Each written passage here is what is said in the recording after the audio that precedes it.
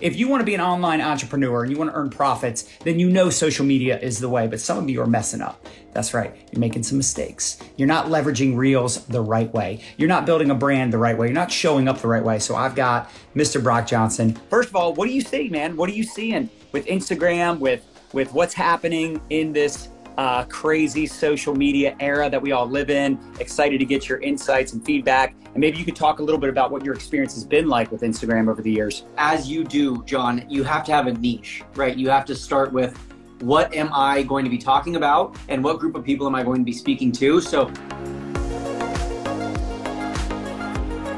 despite the fact that Instagram has changed so much over the past few years, that remains true. That first and foremost, you have to have a clear niche identified. But then if we could get really granular within Reels, it's been interesting to watch how they have progressed over the past few years, where we think about the stereotypical view of what is a reel. It's dancing, it's pointing, it's lip syncing, right? It's those stereotypical things that we see. But those, for a lot of people, are kind of becoming a turnoff. They're becoming something that's like overseen, overplayed, overdone, uninteresting, not valuable. And so things that were working 6 months ago, they're not working anymore. So what we're currently seeing, and not to jump too far ahead here, but what we're currently seeing is a trend towards more original content, more educational content, more collaboration content, exactly like you and I are doing right now. And it's interesting to see how just the level of quality has kind of changed over the past few years. Yeah, it used to be pictures, right? Instagram was all about pictures, and now it seems like it's mostly videos. And it seems like that's definitely the trend with all these platforms. But at the same time, just a year ago, we had so many network marketers, so many people on our own teams, they're going viral like that, especially on Facebook Reels and TikTok. Now, of course, there's more competition, right? These algorithms and, the AI and all the different things that are happening. And then there's just more competition. So what do people need to stop doing? And then we'll get into some of the to-dos. What do they need to stop doing? Like you said, the dancing and the pointing, maybe not as effective as it was just 6 months ago. Yeah, I think that the lip syncing, the dancing, and the pointing, it's an easy way to kind of like get introduced, right? To dip your toe in the water and get started. And so no shame to anyone who hasn't been posting Reels or hasn't been making videos. If that's what you need to do to get started, by all means, like that's a great way to get started. But once you do kind of get that ball rolling, start leaning more into this kind of original content. But some big things that I would recommend avoiding, first of all, not adding closed captions to your videos. Every single video needs closed captions. And that's because on Instagram, 80% of users watch on mute. People are watching with their sound turned off. And so if you don't have closed captions, people aren't going to be able to consume your video in the same way. Also, when you add closed captions, it's another thing that's just going to hold people's attention. Right? Ultimately, what we're all doing is we're trading people's attention. That's the ultimate currency of social media, is people's attention. And when you add closed captions, now they can listen to the audio, they can read your lips and look at your face, or they can read the little closed captions scrolling at the bottom of the screen. So always, always, always add closed captions. But I would say probably the overarching biggest mistake that I see people making on Instagram, on TikTok, on YouTube, with YouTube Shorts, even on Facebook Reels, and LinkedIn has short form video, is they're overthinking their content. They're trying to make like a slam dunk, hit a home run with every single pitch. They're trying to just knock it out of the park, A+ level content. And so it creates this kind of analysis paralysis, right, John, where they're not posting. They're like holding on to this, like, ooh, I don't know if it's good enough. I don't know if it's good as what John just posted, as what Nadya just posted, as what Brock just posted. I don't think it's at that level, so I'm not going to post it at all. Or I'm going to spend an extra 3, 4, 5 hours editing it and trying to make it look perfect, when instead there's a bunch of people out there who are just pressing post, and they're allowing themselves to learn and grow and practice and get better as they go. But that's only possible if you're actually pressing post. And it's interesting too, because I think a lot of people, and you talked about this in the very, very beginning, is people get really caught up on what is their niche. Who's their lifer, as your mother always talks about, right? And identifying like, who can you help, who can you serve? And we get so caught up in that we don't even want to create content at all, because we're not even sure who we're talking to. So how does someone overcome that hurdle, that struggle, where they're trying to figure out, which direction to go in? I know what I teach, but I know you're, again, the expert when it comes to all things Instagram, especially with Reels being so hot and so important. what would that look like for someone that maybe is like, oh, I want to, I kind of want to go in this direction, but might be better go to that direction or that direction, right? And they get so caught up in that stuff, like you said. Yeah, so I have a few different thoughts here. And my first thought is that the only wrong action is inaction. That's the only incorrect niche. And sure, there might be some niches that provide you more or less income. Some niches might generate more or less followers than others. But ultimately, you need to just get the ball rolling.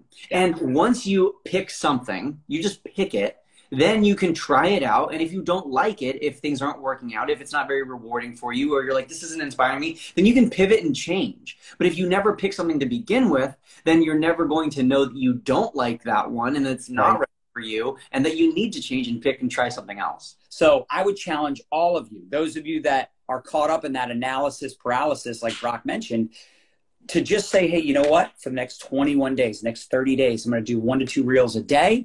And maybe for the first week, you focus on fitness because that's one of the niches you were thinking about getting into. The next one, you could do leadership principles or personal development. Maybe the third week, you do money, whatever. You got to figure it out because we can't tell you what your niche is. We can't tell you who you're going to attract, the kind of relatable, shareable content you're going to create. But at the same time, you can't think of it or figure it out just by sitting there. It's like playing sports, right? You were a phenomenal football player. You didn't like think about it and like read books about it and watch videos. You picked up the freaking ball and played. And you probably played some other sports too. It was just, this was the one you fell in love with. Exactly. And it ultimately just goes back to practice, right? People are always so stressed out over the quality of their content, but the real only way to improve the quality of your content is to increase the quantity. Basically increase your repetitions, increase the amount of practice and time that you're putting into work, and then they will get better over time. And some of the videos you think are quality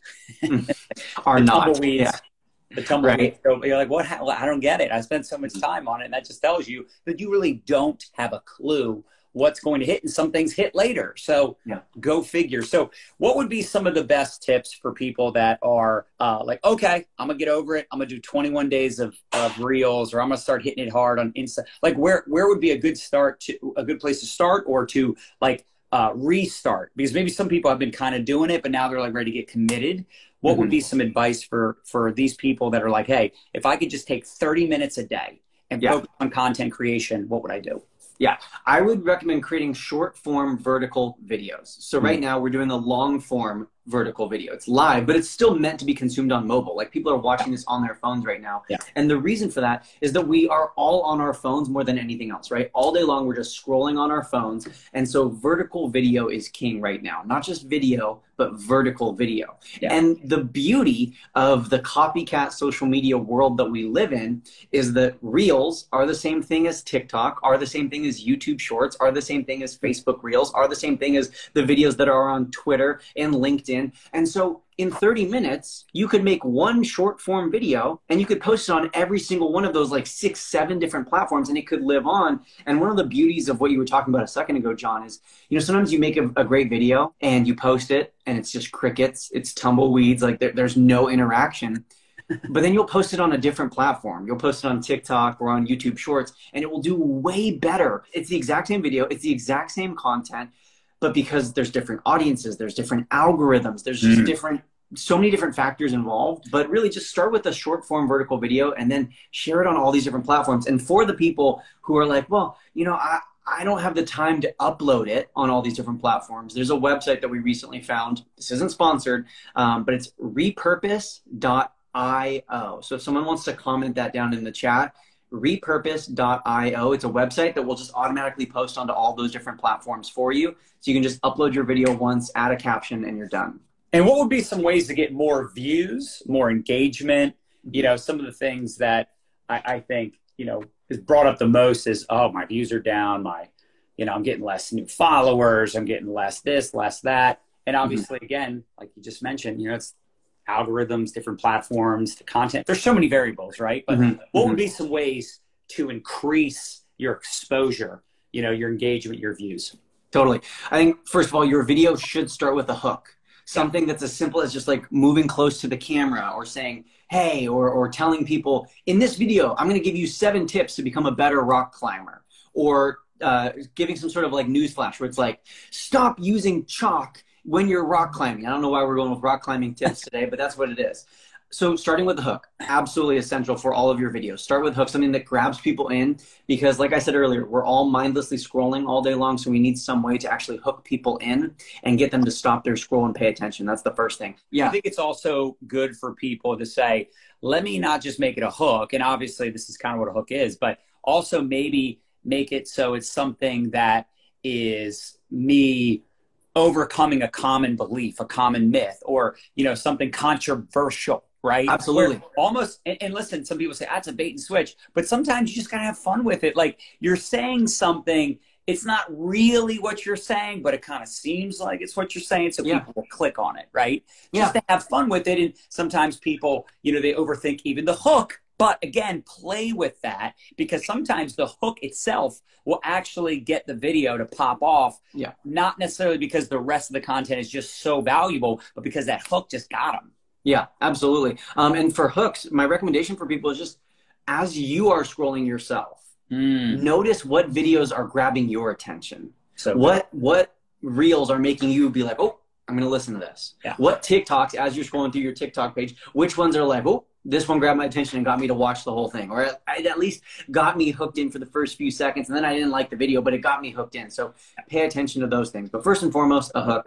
Second, closed captions. I already said that one's mandatory. Third, a lot of people, I'm seeing these reels that are like, they're really dark and they're really like in the shadows and there's no lighting. So you don't necessarily need like a fancy ring light or anything like that, but just standing in front of a window. Like right now, as I'm filming this, there's no lights turned on in this room, but I'm standing in front of a window and I see you just turned off your light. Brighter it helps a little bit. Yeah, it helps. That little difference helps. Also, absolutely no big black bars. Again, I said earlier, vertical video. Right now, you and I, John, we're doing a vertical video. So we're taking up the full screen. I see all the time reels. Yes, none of that. Exactly. Where there's like, you know, we're looking at the reel, and the reel, there's like just big black chunks at the bottom or the top because it's been cropped in and squished in. Make sure you're actually filming the content for the way it's designed to be consumed, right? If it's meant to be a vertical video, let's make sure it's a vertical video. If that means you have to redo it or crop it in or refilm the video so that it's not horizontal, it's definitely worth it. How did you decide too? Like, because I know at one point, you know, you were probably just kind of having fun with the platform. How did you decide to say, you know what, I'm going to start teaching these strategies, Instagram, TikTok. I want to start monetizing. Like, this is my passion. You know, how did that start for you? I know it's more of a personal question / example, but I think it'll help people with understanding how to kind of go from, you know, being a content consumer to a content creator / expert in their niche. Yeah. So my business got started as a necessity, really, a way for me to make money. I wanted to become financially independent from my parents. And so my first business, you might remember this, was helping moms keep their kids safe on Snapchat. And so the only way that's still even related to what I do today is that it's still a social network. Yeah. But that one common thread is actually how I got here today. So it started out of necessity. My business was born as a way to just provide for myself and quite literally put food on the table. Then as I got started, as it grew, and it wasn't like a wild success, it wasn't like it took off towards the moon, but it got started. And I kept listening to my audience, and I kept evaluating, what am I good at? What can I do? And what gaps are there in the market? Like, what problems do people have that no one is filling or no one is filling in the way that I can fill? And I realized that that gap at the time that I pivoted was all these moms now knew how to use Snapchat, right? I had taught them how to use Snapchat, how to keep their kids safe. So they're all on this new social media platform, but they were like, wait, Brock, how do we use it for business? How do I use Snapchat to make sales and grow my business? And this is back, 4 years ago when that was a possibility. And so I was like, well, I've done that for myself, and I know I can teach other people to do that. So that's how that business began. And then that pivoted to Instagram stories, and then that pivoted to TikTok, and then that pivoted to Instagram Reels. So it continues to pivot and evolve and change, but it really just goes back to, what problem do I know I can solve for people? Yeah, it really becomes an obvious situation when you have people asking you questions, you have people thanking you for your value, your content, your programs, whatever. And all of a sudden you realize, like, not only is this something that I can do to help people, whether that's selling a physical product, whether that's, you know, you're a life coach or you're creating courses, whatever it is, you're doing affiliate marketing. You know, the bottom line is if you're providing value and you're servicing people and you're building those connections on the back end. And a lot of us, I think, when we're smaller, we forget that. Like Brock can't connect with every follower. He can't connect with every, you know, question, comment, you know, people that are DMing him. You can.